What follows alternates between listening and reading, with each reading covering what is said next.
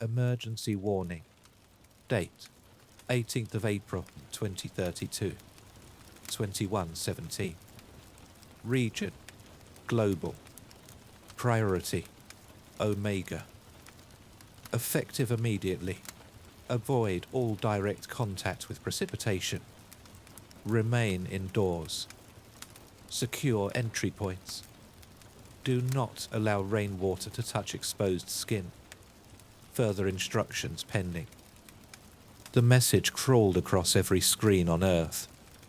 News tickers, smart fridges, wrist displays.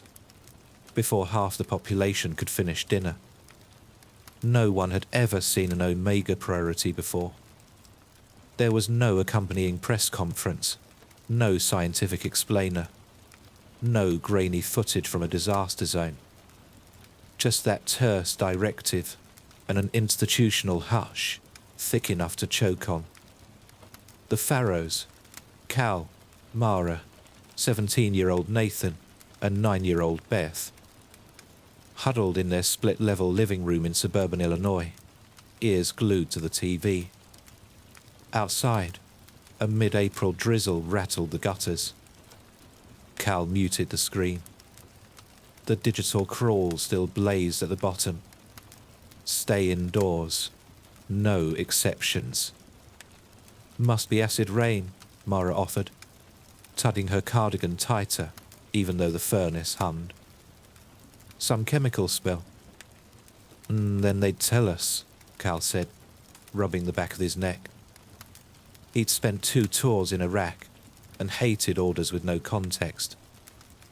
NASA? CDC? Someone should be explaining this. Beth clutched her stuffed warmth. Is the rain alive? No, sweetheart, Mara soothed. But her eyes lingered on the window, where drops wormed down the pane in sluggish streaks. Thicker, darker than a normal drizzle. Almost oily. Nathan snorted. This is classic government fear span. They'll retract it tomorrow. Cal checked his phone. Cell service hell, but every social platform was throttled. No uploads, no live streams. Only the warning banner repeated. He tried to call his brother in Seattle. The line played a pre-recorded loop of the same directive, then dropped. Mara's own phone chimed with a neighborhood watch alert. City water plants offline, pending inspection. Boil existing stores. Do not collect rainwater. A second chime. Schools closed until further notice. Okay, Cal muttered. We treat it like a normal alert. Hunker down until we know more. They sealed the upstairs windows with duct tape and dragged towels against the door gaps. Nathan protested.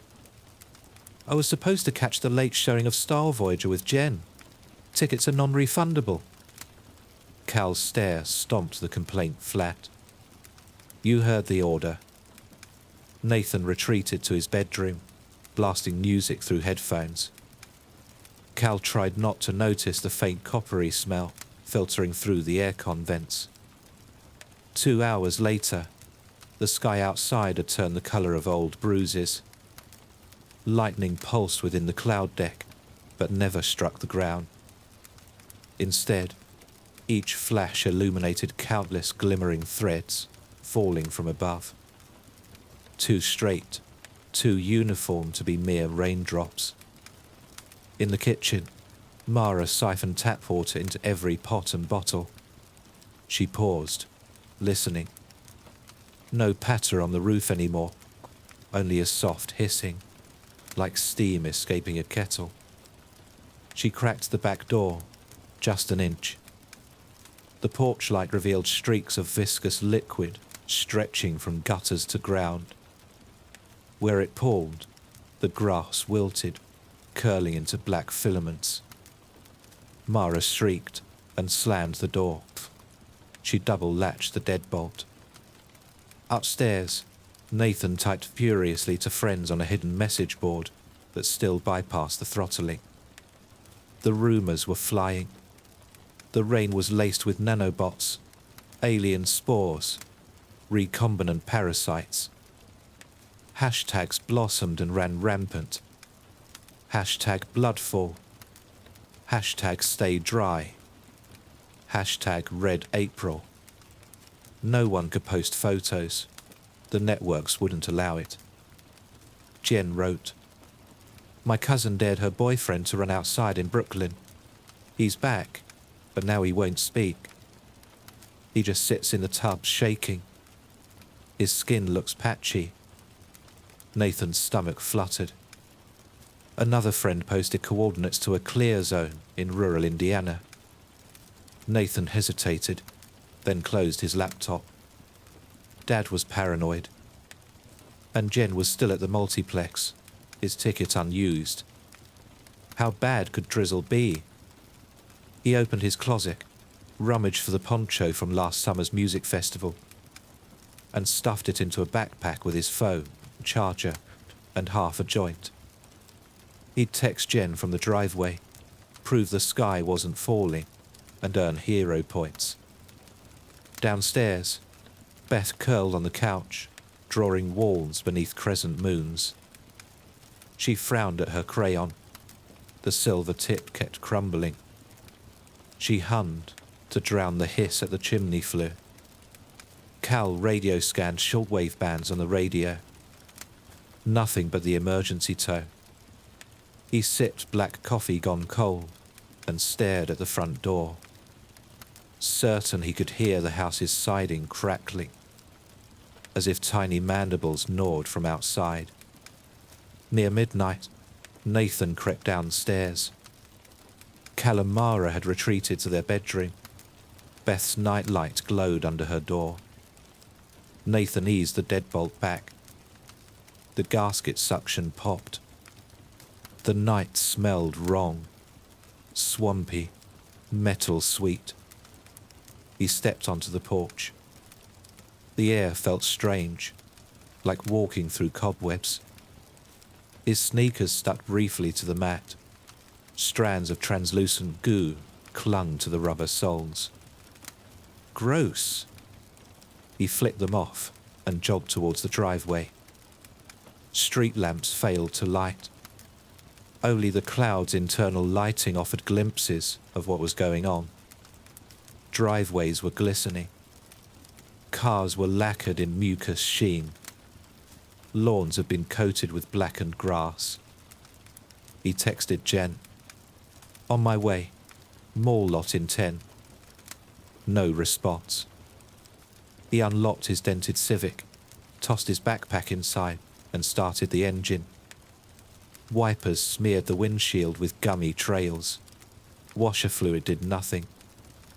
He leaned out, scraping with his sleeve, when a thud struck the roof. A weighty plop, like raw meat hitting linoleum. Heart racing, Nathan slid back, craning upward. Another plop on the hood. A gelatinous mass oozed across the paint, riddled with hair-thin cilia that writhed gently, tasting the metal. He suppressed a gag. More shapes landed, each time accompanied by the hiss of expiation from overhead, as though the sky itself was coughing up organs. Nathan slammed the door and threw the car into reverse. The tires spun, spraying dollops in all directions. A tendril slapped the windshield, suctioning to the glass. Where it touched, the laminate spiderweb. The stereo shrieked white noise. The LEDs on the dashboard flickered. He yanked the gear shift, gunning forward down the lane, but the Civic lurched, its rear traction gone. Warning chimes bonged. The engine whined, then died. The shrill noise from the stereo coalesced into a wet voice, syllables burbling backward. Nathan kicked the door open and leapt onto the street. Houses on both sides sagged under the weight of clinging masses. pulsing sacs of pseudo-flesh, extruding vein-like filaments through gutters into attic vents. Anywhere the goo touched wood or metal, the material bubbled, as if it was being digested. Nathan stumbled. He could hardly catch a breath. He sprinted for home, slipping on sticky patches that clutched at his ankles. The porch light flickered. He banged on the door. "Dad! Dad, let me in!"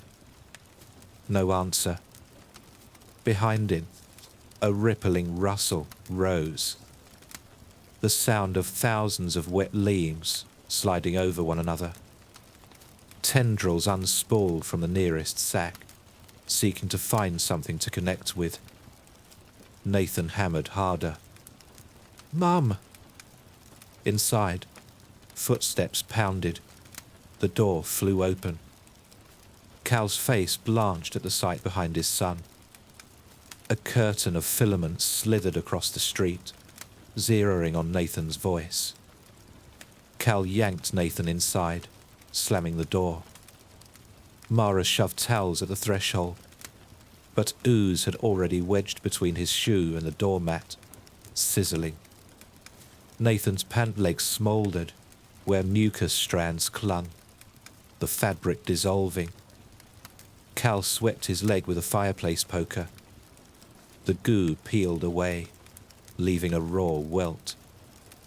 Upstairs, Beth screamed. The ceiling above groaned.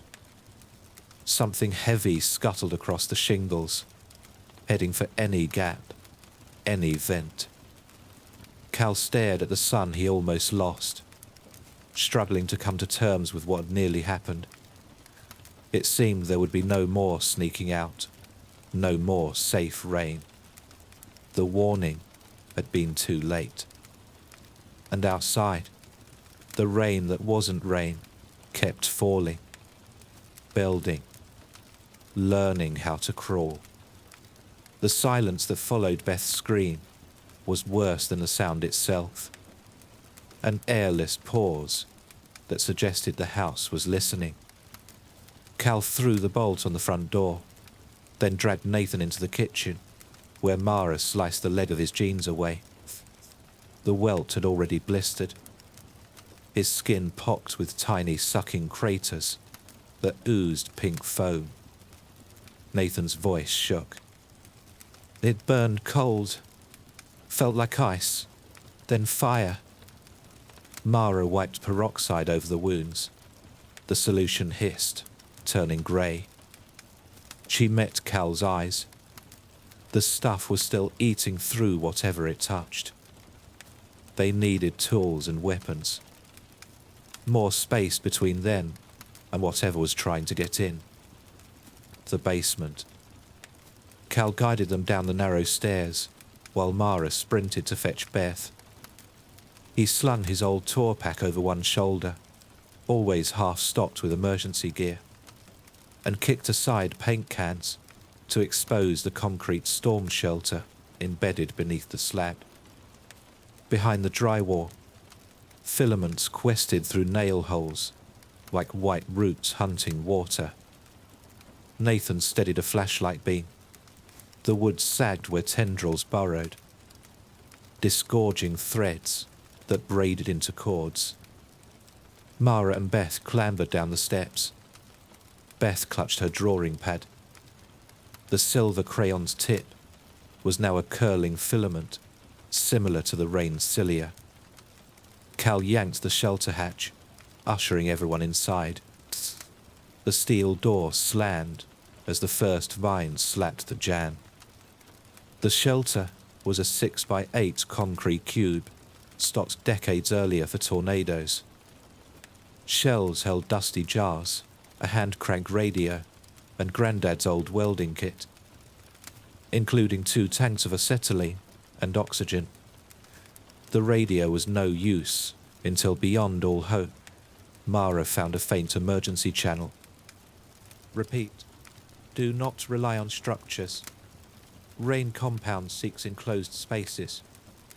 If able, move to open ground no later than sunrise. Flame and extreme heat deter growth. Estimated burn-through in suburban zones, 90 minutes. The voice dissolved into white noise. Cal cursed. They want us outside now. Nathan winced as the blistered skin on his shin twitched. From each crater sprouted a translucent hair, growing millimeters by the second. He couldn't believe what he was seeing. Mara rummaged for scissors and sliced the sprouts flush. They bled clear. "We get into the field behind the property," she said. "Torch anything that tries to touch us." A slam rattled the hatch. A wet, resonant boom. The filaments had thickened into ropes, levering against the steel. Concrete dust rained from the ceiling. Cal immediately grabbed the welding kit with no hesitation. The old torch wheezed flame. He handed the spool of welding rod to Mara. "Once I open the hatch, I sweep high. You three dart left. Stay low." Beth whispered. "What about Wolfie?" Clutching the stuffed toy slick with tar. Cal unzipped his pack, swapped it for the flare gun he kept from 4th of July bonfires.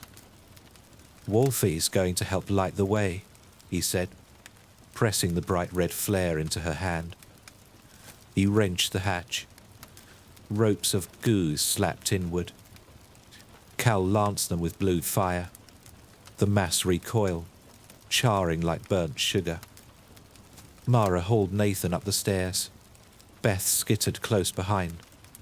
The flare gun clenched hard in hers and Wolfie's hands. They burst into the kitchen. Night still reigned, but distant lightning painted the clouds in sickly green pulses. The front windows bulged, black sacks pushing the glass outward. Cal carved a path with a torch, the flame roaring through the darkness. With the door unlatched, they stumbled onto the porch. The yard was unrecognizable, every tree cocooned. The grass matted under a skin of glistening tar that writhed towards the house foundation. Yet the driveway, now drying under a thin wind, showed patches where the ooze had begun to shrivel. "Open ground," Cal rasped, motioning to the bare dirt beyond the barn. 50 yards of sludge separated them. Nathan tried to move, his shin fibers regrowing faster, threading through the cloth of his ripped jeans. He cried out. Mara tore more fabric to keep it from anchoring. Beth struck the flare with shaking thumbs. The red phosphor spluttered, but to their immense relief, caught. The filaments nearest her recoiled from the smoke. They advanced in a tight knot, flare smoke swirling around them. Cal's torch kept a narrow corridor bright. All of a sudden, Nathan's leg buckled. In one swift move, Cal slung him over one shoulder. Every step felt like hours. Halfway across, the ooze shifted tactics. Instead of reaching for ankles, it retracted, pooling into hummocks that rose waist-high. Demonic eyes opened across the surfaces, watching. A low, wet chorus murmured from all directions, echoing through marrow. Cal couldn't make out any words, but it chilled him to his core. It didn't sound natural. Mara fired the flare gun again.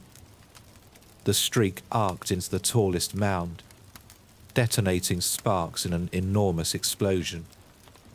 The tar ignited, flames rippling across a grid of unseen veins.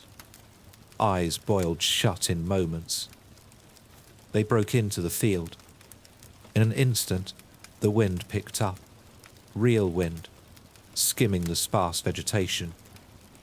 The rain ceased, the clouds thinned, and the moon re-emerged.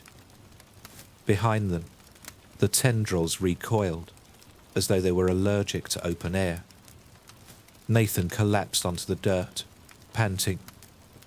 The sprouts on his leg crusted into brittle threads, no longer growing. Concern was plastered all over Cal's face. Dawn began to smear orange across the horizon. The family watched as sunlight touched the farmhouse. The tar reacted instantly, bubbling, shriveling into ash that fluttered away like burnt paper. In minutes, the house stood revealed, the boards scarred but intact, as if the night's siege was only a fever dream. Nathan flexed his bandaged leg. The welts were scabbing. "Does this mean it's over?" A distant siren wailed. Military, not police. Convoys of trucks trundled down the county road, spraying flamethrowers into the ditches. Helicopters beat overhead, loudspeakers blasting new orders. "Evacuate all structures. Report to decontamination zones immediately." Cal exhaled relief, with his arm around Mara. Beth tugged his sleeve. "Daddy, look." She pointed at the barn. From a shattered loft window, a single tendril unfurled. Pale, almost translucent. It lifted a charred object, Beth's silver crayon, now fused with black ash. The tendril waved it from side to side, almost curious, then slowly retracted inside the barn's shadows. Cal aimed the torch, but Mara stilled his hand. Sunrise light dappled the barn boards.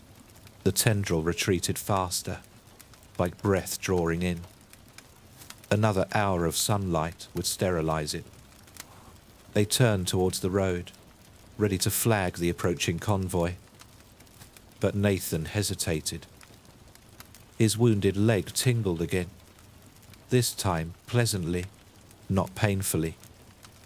He pulled away the gauze. Beneath, tiny silver hairs had sprouted anew, but rather than oozing, they absorbed the morning light, refracting it in shimmering hues. "Nate?" Mara gasped. He looked up, his eyes reflecting the same metallic sheen as the crayon shard. A smile crept upon his lips. "Dad? Mum? I can hear them singing." Beth reached for her brother, entranced. The convoy's engines roared closer, but the whistle in the wind was unmistakable now. A harmonic hum, neither menace nor plea, just hungry. Nathan inhaled, his breath condensing into a swirl of silver mist that drifted back towards the barn. "They don't fear the sun anymore," he whispered, his voice echoing with layered tones.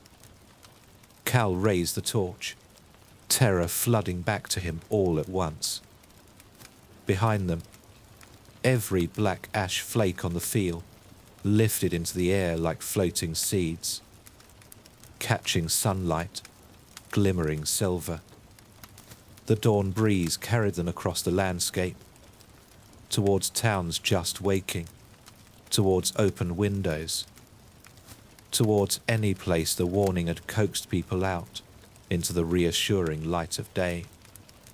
The emergency broadcast had been right about one thing. No one should touch the rain. But it was the aftermath that humanity should have feared. Beth's flare died with a soft hiss. All that remained was the quiet after dark, now reborn in brilliant morning. And it was everywhere.